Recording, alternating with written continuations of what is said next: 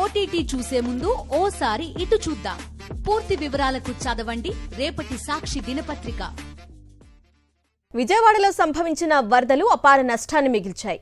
Singh Nagar, Nandamuri Nagar, పైపుల్ road, Kandrika, Vambay colony, Prakash Nagar ప్రాంతాల్లో చిరు వ్యాపారస్తులు తీవ్రంగా నష్టపోయారు.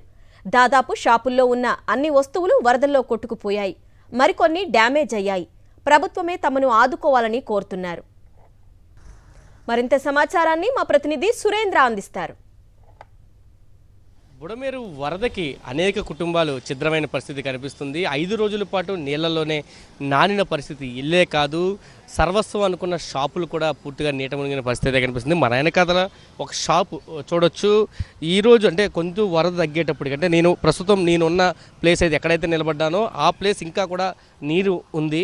అయితే లోపలికి షాప్లోకి వెళ్ళి నీరు బయటికి వచ్చిన పరిస్థితుల్లో ఆ సామాన్లన్నీ కూడా సర్దుకుంటున్న ఒక షాపు దగ్గరికి మనం వచ్చాం. షాప్ చూస్తే చాలా ఛిద్రమైన పరిస్థితి కనిపిస్తుంది. దాదాపు ఈ లెవెల్లో, అంటే నేనున్న లెవెల్కి దాదాపు ఈ లెవెల్ వరకు కూడా వాటర్ వచ్చి పూర్తిగా షాప్లో ఉన్న సామాన్లన్నీ తడిచిపోయిన పరిస్థితి అయితే కనిపిస్తుంది. దాదాపు 30 లక్షల సరుకులన్నీ కూడా ఇక్కడ నేట మునిగిన పరిస్థితి. దాదాపు 30 లక్షల రూపాయలకి సంబంధించిన సరుకులు నేట మునిగాయని తెలుస్తుంది. ఎక్కడ చూసినా ఈ ఎలక్ట్రికల్ వస్తువులన్నీ కూడా నేట మునిగిన పరిస్థితి. ఎందుకు ఉపయోగపడలేని పరిస్థితుల్లో ఇవన్నీ తయారైపోయాయి. మనం చూస్తే షాప్లోకి వరద ఉధృతి ఎలా ఉంది, ఎంత లోపలికి వచ్చిందని మనం చూడవచ్చు. నేను వెళ్తున్న ప్రతి చోటకి కూడా వరద అయితే ఎక్కువ వచ్చింది. ఈ డ్రమ్స్ని దాటుకొని వరదంతా కూడా ఈ డ్రమ్స్కి హైట్లో, ఈ డ్రమ్స్ ఏవైతే ఉన్నాయో ఈ డ్రమ్స్కి పైన వరద ప్రవహించిన పరిస్థితి. అన్ని సామాన్లు నీట మునిగిన పరిస్థితి. చూస్తే మనం ప్రతిదీ కూడా ఎక్కడ పట్టుకున్నా బురద ఎక్కడ పట్టుకున్నా బురద అయితే కనిపిస్తుంది. మొత్తం కూడా ఈ షాప్ అంతా ఈ ఏరియాలకి ఒక మేజర్ షాప్గా ఉంది, ఒక గుడ్ విల్ షాప్గా ఉంది. మేజర్ ఐటమ్స్ అందిస్తారని ఒక నమ్మకం ఉంది. కాబట్టి షాప్ యజమాని కూడా అదే విధంగా అన్ని సరుకులు సామాన్లు తీసుకొస్తున్న పరిస్థితి. మొత్తం అంతా కూడా ఎలక్ట్రికల్ వస్తువులు, ప్లాస్టిక్ వస్తువులు అసలు ఏవి కూడా మిగిలిన పరిస్థితి. దాదాపు ఫ్యాన్లు కానీ, కూలర్లు కానీ, మిక్సీలు కానీ అన్నీ కూడా పూర్తిగా నీట మునిగిన పరిస్థితి అయితే ఉంది.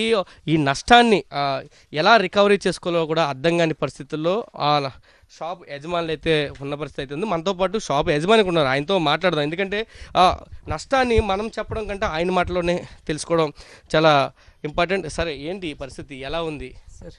నాది ఈ కొట్టు 2016లో ఈ బిజినెస్ నేను ఇక్కడ స్టార్ట్ చేశాను సార్. ఇంతకుముందు బెంగళూరులో ఒక మంచి కార్పొరేట్ కంపెనీస్ రిలయన్స్ ట్రెండ్స్లో ప్రొక్యూర్మెంట్ మేనేజర్గా ఉండేవాడిని. అలాంటి జాబ్ ఇసిపెట్టేసి ఓన్ బిజినెస్ స్టార్ట్ చేసుకుందాం, మన అమరావతి, మన విజయవాడ, మన క్యాపిటల్ సిటీ అంటేనే నేను ఇక్కడ వచ్చి బిజినెస్ స్టార్ట్ చేశాను. ఇది 8th ఇయర్ రన్ అవుతా ఉంది.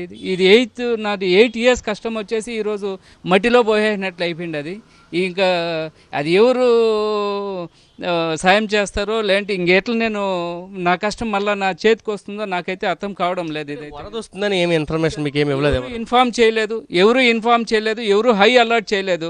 అట్లీస్ట్ 1.5-2 hours ముందు ఏమన్నా హై అలర్ట్ చేయంటే కన్నా నాది హై వాల్యూ ఉండే ప్రోడక్ట్ అంటాను కొద్దిగా సేఫర్ ప్లేసెస్కి షిఫ్ట్ చేసుకుంటేవాడిని. అట్లీస్ట్ నా మిద్దె పైన ఎక్కడన్నా కొద్దిగా టెర్రస్లో కొద్దిగా షిఫ్ట్ చేయంటే నేను ఈరోజు ఇంత లాస్ అయ్యేవాడిని కాదు.